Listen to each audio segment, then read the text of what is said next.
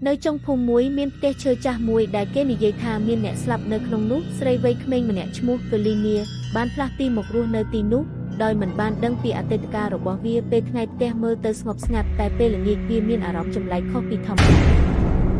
ពេលយប់ក៏ឈានមកដល់លីនីអង្គុយមើលសៀវភៅស្រាប់តែបន្តិចក្រោយមកនាងបានឮសំឡេងដូចជាមនុស្សកំពុងតែដើរនៅជាន់ខាងលើទោះបីជាផ្ទះនេះគ្មាននរណាផ្សេងទៀតនៅជំហានជើងធ្ងន់និងសំឡេងក្រឡុកឈើធ្វើឲ្យនាងមានអារម្មណ៍ងឿឆ្ងល់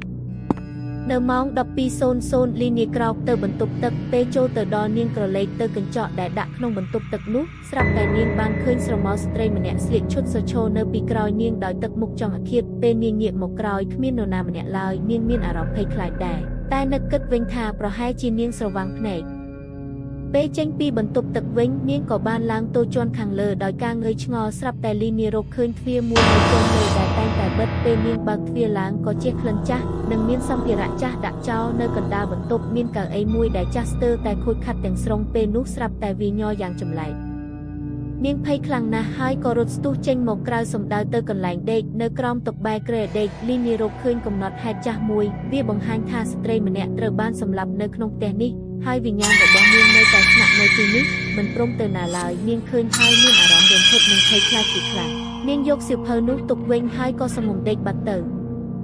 មិនបង្អន់យូរឡើយលុះម៉ោងប្រហែល 2 កន្លះសំឡេងដង្ហាហើយឈ្មោះនាងល្វើយបានធ្វើឲ្យនាងភ្ញាក់ពីគេងលីនីបើកភ្នែកព្រាបឡើងស្រាប់តែស្ត្រីដែលនាងបានឃើញក្នុងកញ្ចក់នោះបង្ហាញខ្លួនពិតចំពីមុខនាងលីនីស្លាប់ជាខ្លាំងកម្ដៅខ្លួនមិនយូរហាក់ដូចជាមានអ្វីម្យ៉ាងតែពេលនាងមានអារម្មណ៍ថាត្រជាក់ពេញរាងកាយស្ត្រីក្នុងកញ្ចក់នោះមានភ្នែកខ្មៅនិងមុខពោពេញទៅដោយឈាមជះក្លិនសាកសពអុយរលួយនាងមិននិយាយអ្វីទាំងអស់ម្ដងទៅម្ដងមកកាន់តែពុកលីនីដែលយឺតលីនីស្រែកឡើងគ្រប់សំឡេងហើយក៏ស្ងាត់ទៅពេល